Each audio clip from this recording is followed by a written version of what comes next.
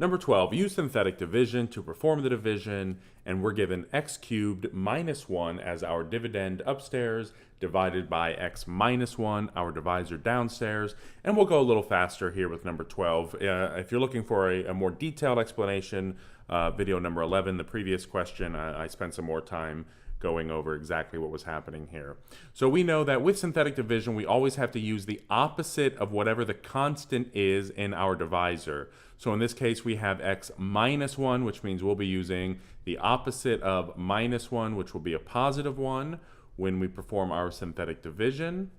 And then we have to take a look at our dividend upstairs and make sure that we're in descending order and that we're not missing any terms. Well, here we can see that we go from the 3 as our highest exponent to 0. So we're missing not only the x squared term, but we're missing the x to the first term. So let's go ahead and rewrite our dividend, filling in any of those missing terms with a plus 0x to the whatever power we're missing. So that'll look like x cubed, and since we're missing x squared, we'll say plus 0 x squared. We're also missing x to the first, so we'll say plus 0 x to the first. And again, normally we don't write this 1 as our first power, but for the purposes of showing that we're going to be in descending order, I'm going to go ahead and do it here. And then minus 1, our constant. So now we can see we're in descending order, and we go from 3 to 2 to 1 to none. And with synthetic division, we only use the coefficients of our terms in the dividend. So we're going to start with our x cubed term, and we can see the coefficient of this x cubed term is 1, so we fill in 1. The coefficient of our x squared term is 0. We just filled that in, so we fill in 0 down below. Our coefficient of our x to the first term is again 0. We had to fill that in, so we bring it down.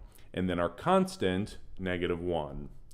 It's important to remember whatever sign of your coefficient or constant comes with you. So here in x cubed, x squared, and x to the first, they were really ostensibly positives, right? This was a positive 1, and 0 is really neither positive nor negative, so we go ahead and just pretend it's positive with the sign. But here this constant was negative 1, so make sure that you write the negative sign with it when you're performing your division.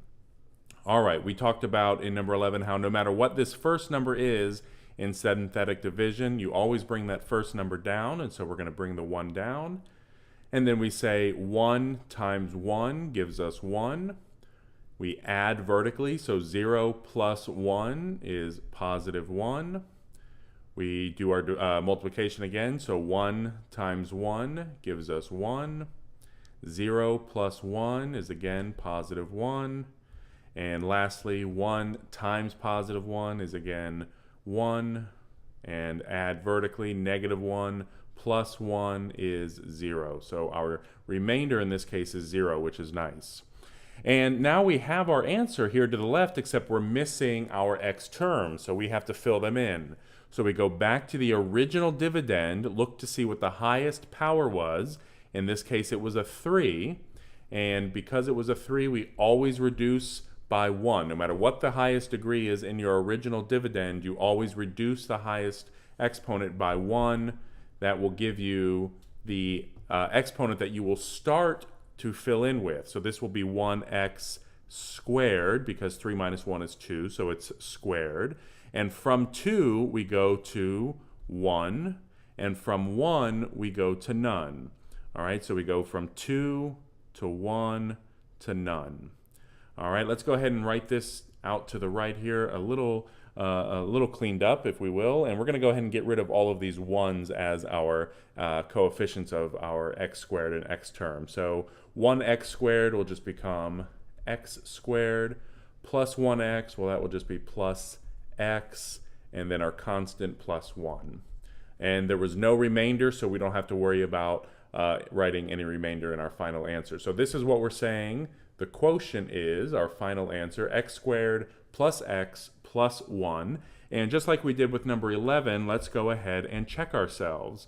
So I'm going to get rid of everything here on the screen, and then we'll move this up and see what happens.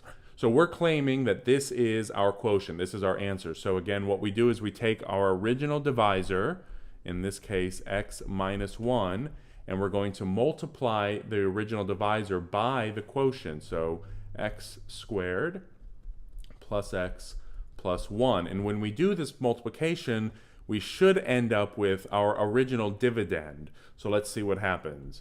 X times x squared is x cubed. X times x is plus x squared.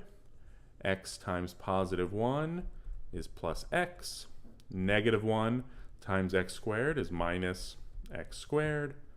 Negative 1 times x is minus x. Finally, negative 1 times positive 1 is minus 1. Let's go ahead and combine like terms and see what we get. Looks like this is the only x cubed we have, so we'll bring that down, cross it out so we don't use it on accident again. We have a plus x squared minus x squared, so these things go away. We have a plus x and a minus x, so those things go away. They cancel each other out.